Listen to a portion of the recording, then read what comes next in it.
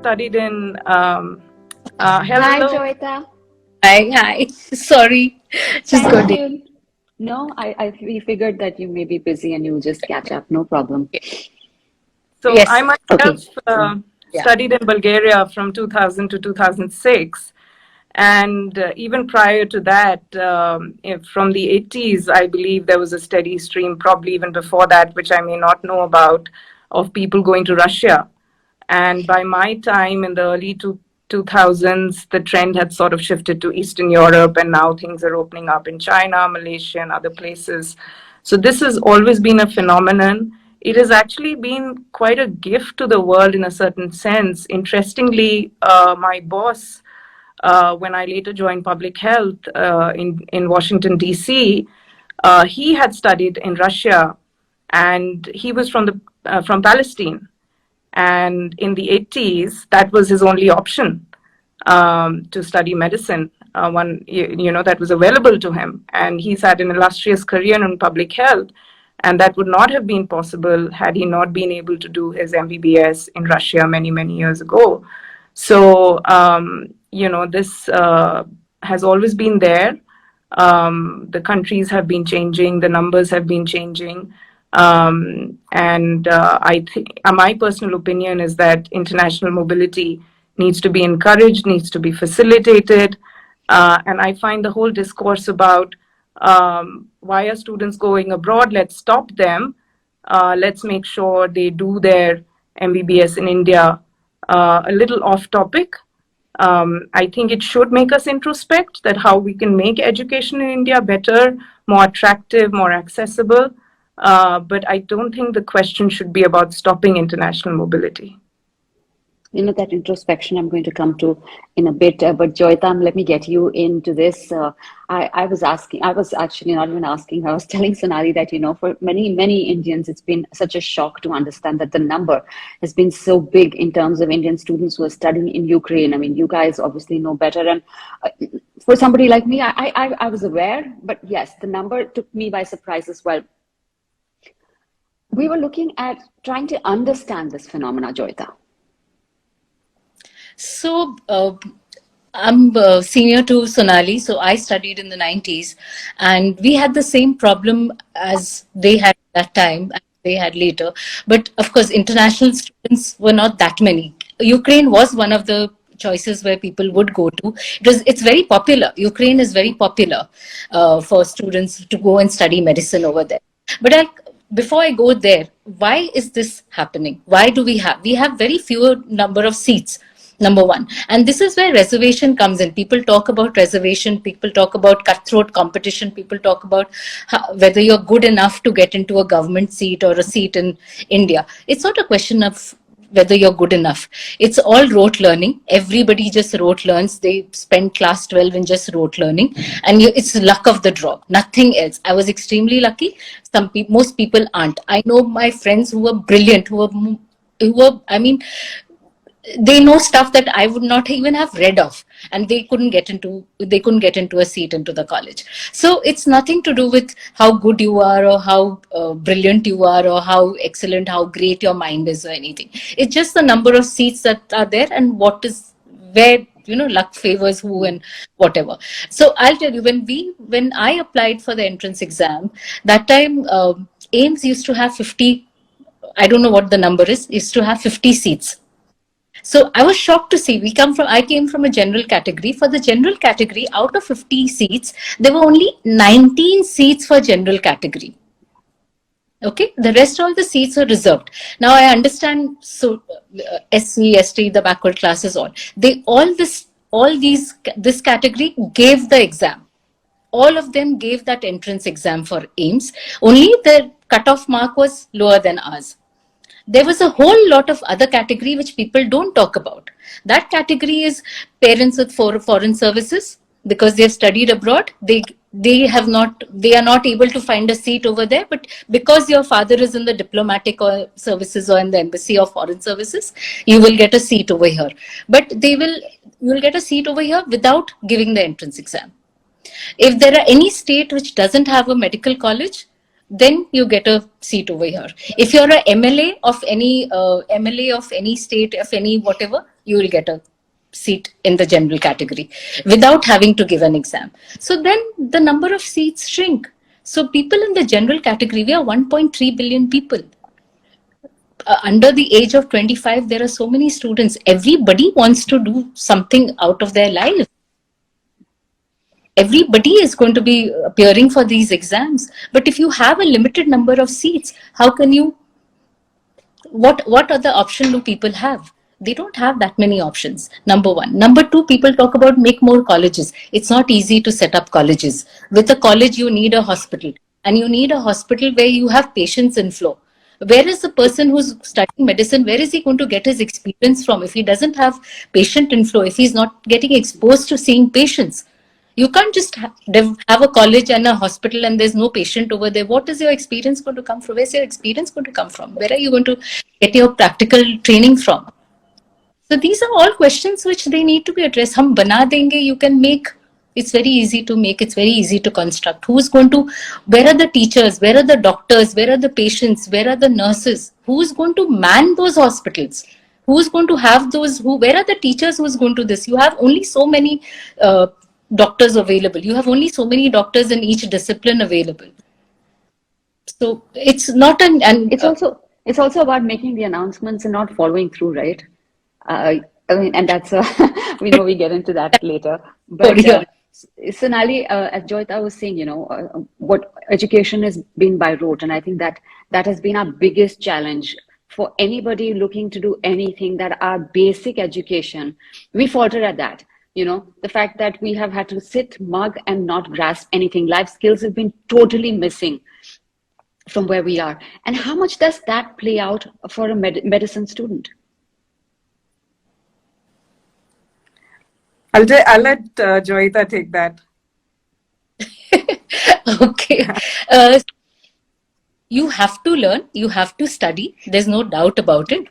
But and in class 12, somebody who's giving an IIT in class 12, he's going to rote learn. He's not been exposed to the kind of exposure that students are getting now. There's this board called IB board, which I find fantastic because you do your research, you know how to do applied maths, applied chemistry, and similarly you need to put those things into practical use, and that's how it works in life.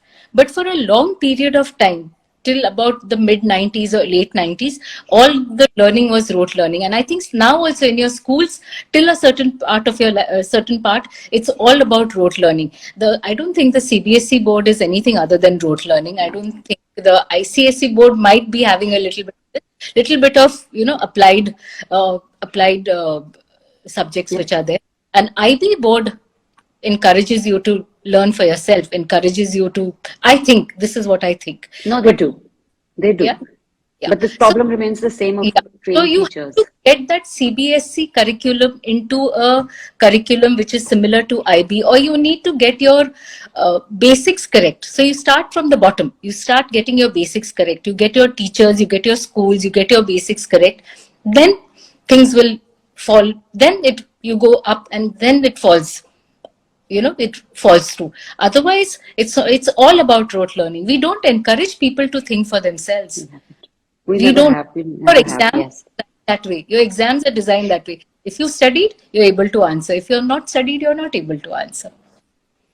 So, and of course, the other big question then is they have the open book system. You open your book and you give your exam. So I have friends who say, "Padhai nahi, if I didn't grasp it, even if I open the book, how am I going to answer that?" So if I've understood it, I don't need that open book, because I've understood it. I know what subject to what part of the book to look at, and then an open book system will help. Otherwise it doesn't. In India, we don't have that kind of system. So the basic system, from where it starts from the bottom, has to go away from rote learning and to encourage students to think for themselves, think to research. People research a lot over here in medicine, especially patients research everything. I wish they would research when they started, when they were in kindergarten and when they're in school. The system, it comes down to the system, doesn't it, Sonali, eventually? I think it's absolutely critical to have. I'm not in favor of adding more exams and assessments in an already overburdened journey of a medical student. But it's really appalling that the only thing we are looking at when a student is entering medical school is their performance on an MCQ exam. And Yeah. there are brilliant people, just like Joyeeta said, who may not perform well on an MCQ exam, but have the qualities that would turn them into a good clinician or a good public health professional, but they just don't get the opportunity here. And the quality of education here or anywhere else, which has been brought into question, is a difficult question to answer, because India is, to my knowledge, one of the few or only countries where there is a separate exam which is only for foreign graduates. If you look at the US, you have the USMLE, which all American graduates and all foreign graduates have to do to get licensure there after MBBS. In the UK, there's PLAB. It's a common exam for everyone. Why we cannot answer the question whether the foreign returnees? You can't just say that it's not a 90% rate. It's actually around 15 to 20% students are passing that exam. Is it a question of their caliber, or is your exam designed incorrectly?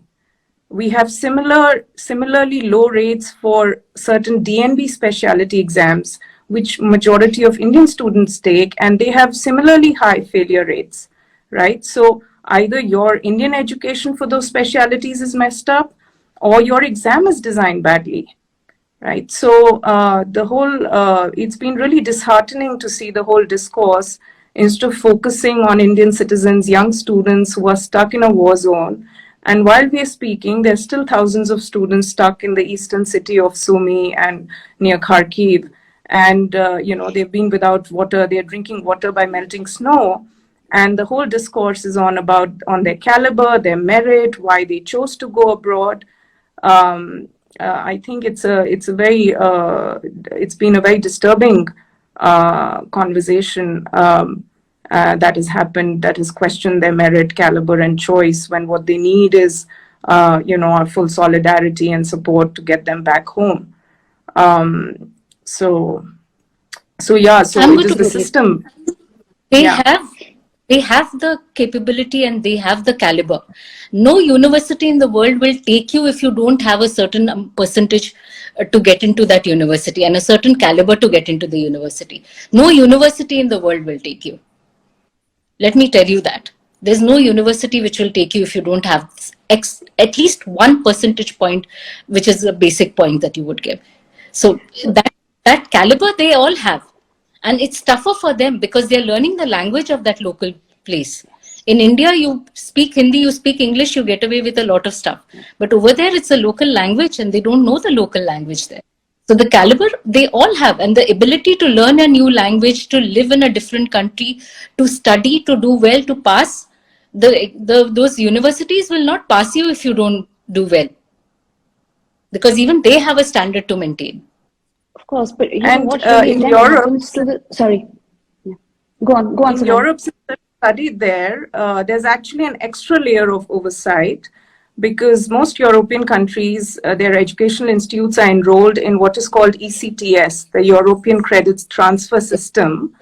So your education follows a certain structure which allows you to move within Europe, some EU and some non-EU countries.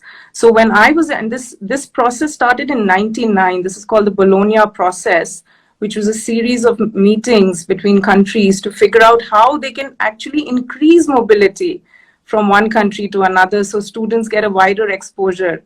So way back in early 2000s, I had the option to do a semester in France, which I didn't take up for various reasons. I didn't want to learn a second foreign language at that time. But I had I remember there were 2 Czech students that spent a whole semester with us, and it was fabulous. We became very good friends. Questioning whether these universities are good enough. Even the teachers are learning another language. Now I'm sure English fluency is much better. But at my time, teachers made a lot of effort to be able to teach well in English. everybody is making a lot of effort to make sure the education is, of a good quality. The teacher-student ratios are much better. Around the dissection table, we were like just 6 of us. We had small study groups for a lot of classes.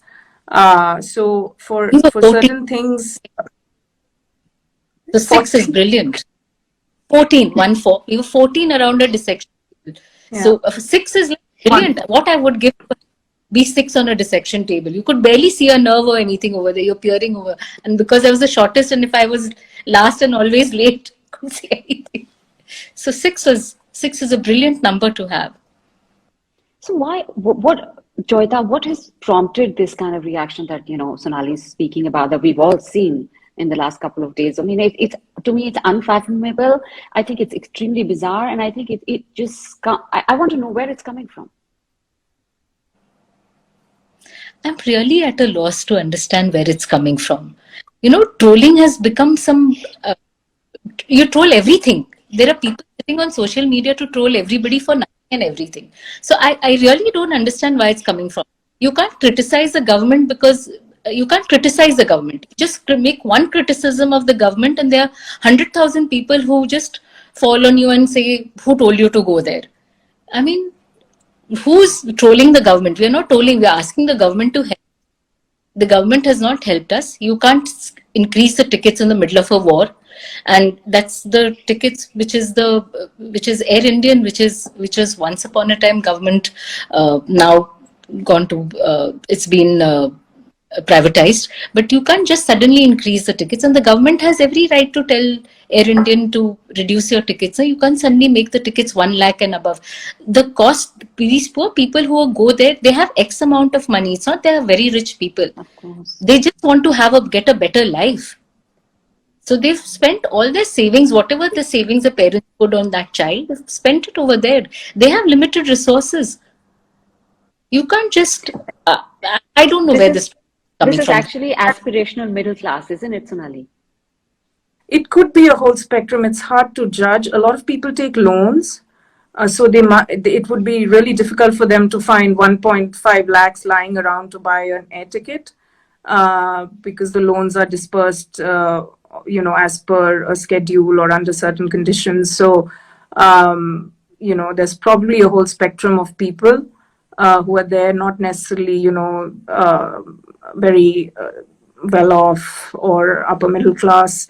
So, yeah. Also, how you have gone there. Can you imagine the plight of the students? They've gone there 2 years ago, 3 years ago, thinking that 5 years later they are going to be MBBS. They will come back. They will try and pass the FFG. If they don't, they will study in another college in another university, or like Sonali did, they will be an inter-exchange. Suddenly, there's war broken out. You're in the middle of your exams. Would you want to leave a course like this? It's gut wrenching to take a decision like that. This is your career that you're talking about. If I was in their place, I've set my heart on becoming a doctor. I've gone all the way there to become a doctor. I've spent this much amount of money. Suddenly war breaks out. You don't know what's happening. There's only limited amount of coverage that is being told. I don't know. I'm assuming this is what's happening in Kyiv and this is what is happening in Kharkov. I don't know exactly how the internet connection is and whether they have access to internet or not. And suddenly you're halfway through your career, beginning of the career, or you're in your final year. And suddenly, how can you just leave everything and come home and have an uncertain future? I'm glad you mentioned that actually, because, I've spoken to These a few students. All the students over there, it's an uncertain future over there. Yeah. What will happen afterwards? You've given up, halfway done. After that, what? They're not enough. You don't have seats in your own college. Where else will you go? There is a transfer that can happen, ECTS that she's talked about. But how can all the students be transferred? Can all the students go? There are not enough seats. And the other issue is sorry. Many would not want to go back to Europe again after going through trauma. Many of their families might not agree to send them back to Europe again. So we really need to have options in India for them. This is an exceptional situation. Well, was back to square zero. And what next? You've already finished 3 years of your school, 3 years, 4 years, 5 years of your school. You don't even have a degree. It was just another 6 months, 7 months. There's next exam and then a degree, and you would be in an MBBS. You could have come back to India, give that exam, and then, so what? It's such an uncertain future. And I think we've also underplaying the fact that a lot of them, given that, if you're there for 4 years, 5 years, it's a long time. And I think they're all pretty much scarred, having to leave that behind. It's not just been waiting to get evacuated, waiting to escape, but it's also the torture of leaving your friends, colleagues, teacher, everything that's familiar for the last so many years back there. I think that is another thing that is probably something we'll have to deal with, won't we, Sonali? Yeah, I was The watching mental the initial issues. of the initial people who were leaving, and they were carrying these big suitcases. And I was like, I'm sure even in this time, they were very reluctant to part with their books. And Yeah. I was, in my mind, I was like, leave the damn books, travel light, And, Yeah.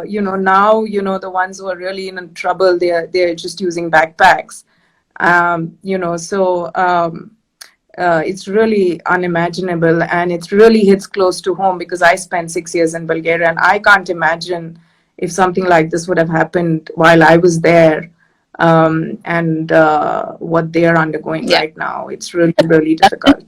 Still, yeah. I would have been reluctant to leave at any moment of time. I mean, how? I've given 5 years of my life pursuing this career. I don't know what next. I would be very reluctant to leave. I wouldn't leave till the right at the end, till it's like there. And the So other what can thing we we need to do look now? at about MBBS, some people stay on to continue specialty training, right? So a friend Yes. of mine continued to do neurosurgery there, and now he's a practicing neurosurgeon in India. And there is an extreme, extreme shortage of neurosurgeons, not only in India, globally. We should actually be grateful to these countries that are providing training to citizens from all over the world for specialities which are so much in shortage. There are certain, And these some when yeah, sorry. Sorry. yeah, Jyotsna, go on. Joyeeta, you were saying? No, I think some of them train and come back. So we have a shortage of, like she said, we have a shortage of neurosurgeons, neuropsychiatrists over here. They all train and come back, and most welcome because there's a shortage in the country.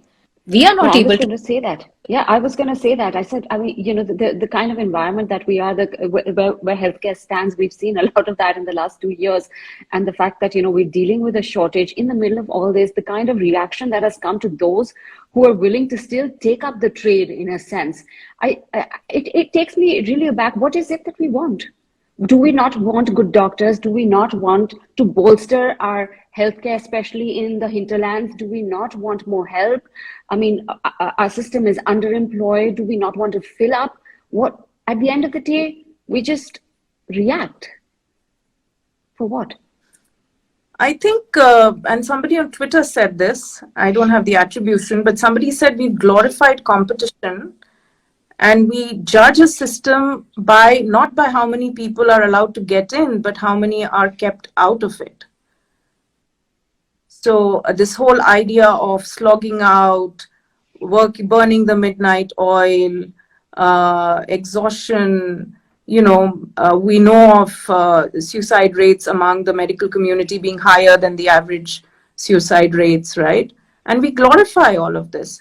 So if you feel that how come that person got into medical school without having to slog out for the same entrance exam that others have had to do, right?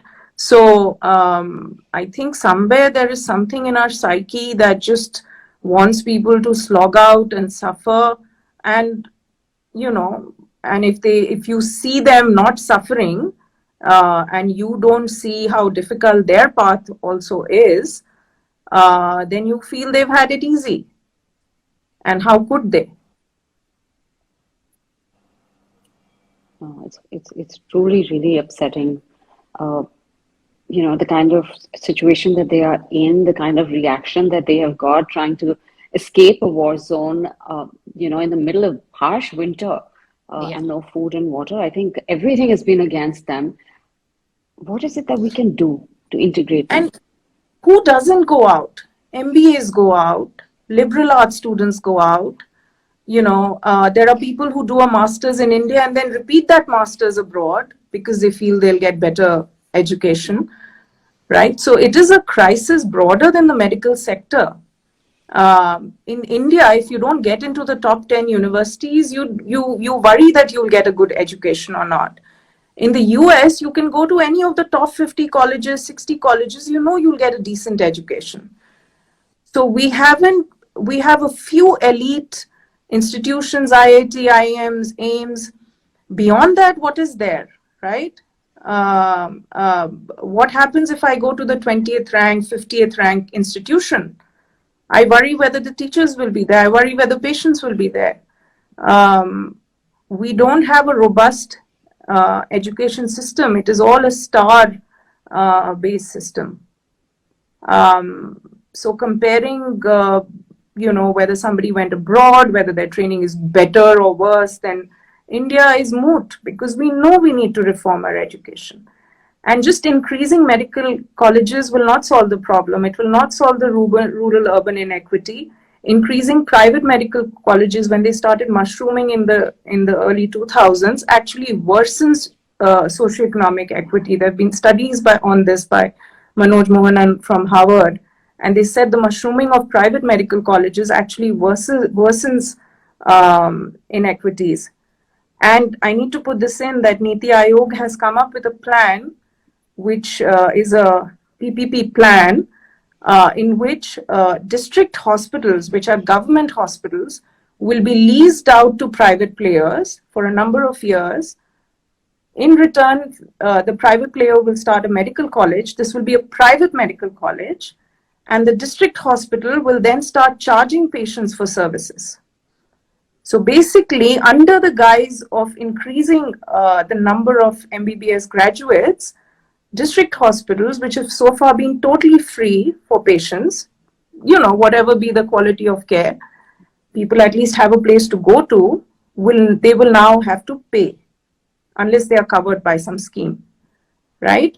So the whole thing of now seeing that students are going abroad in such large numbers, paying for medical education as an opportunity is really disturbing. It is not something to encourage private sector to look at it with glee, or the government to start thinking about how can we keep all this money in the country. That's a very problematic way of looking at it. Of course, that gap between the big institutions, as you were saying, Sonali, and the tier two, in a sense, institutions is so huge and so large. And I think first, I think the focus has to be on upping the standard of teaching, the standard of education per se, right, Joyeeta, in these institutions. And, we're almost at the end of this conversation. We haven't even come to one of the big issues, that is, of course, the cost factor of getting admissions. I mean, once you know that public is out of the general category, in a sense, is out of the way, the capitation fees, in a sense, is I mean, it's an open secret. It's the big evil, isn't it?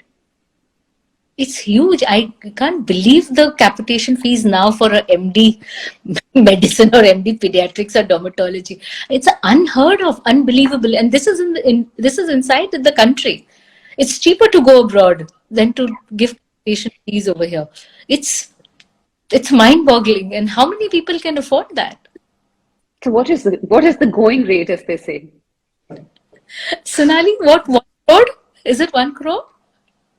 I haven't been following this, but I hear numbers in at least above 50 lakhs. Those are the numbers I hear. 50-60 lakhs.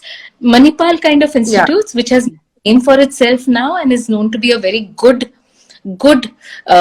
private college. Earlier, private colleges in India used to be frowned upon. Now they're no longer frowned upon because they made a name for themselves. They've got a lot of help from many sectors, and then now they have a good established hospital over there. So it's a good private college, and the going rate is, what I heard was 1 crore. And I'm like, who has that kind of money? And where are the income tax people? I want to know what the income tax are doing. So It's shocking, and it's unreal, the people sitting on their couches who are talking and questioning all the students who go abroad, and don't you have the money to come back and take a flight? Why didn't you take that flight? Why didn't you? Why And didn't you? Why there are didn't you? many other reasons.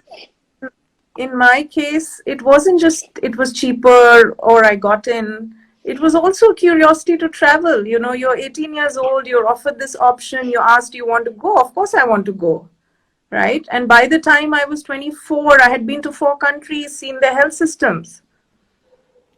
So it's a very get, different experience. yeah. In Yeah, I India, think you it's lowest exposure. You don't get any soft skill trainings.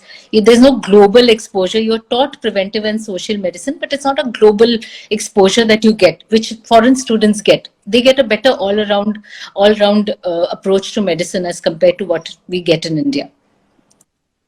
so. I'm going to ask both of you your final comments. Joyita, you're speaking about that lack of experience that you get in India. If you were to start again, suppose you were going back to do your degree now, what is it that you would have liked to see that should have changed?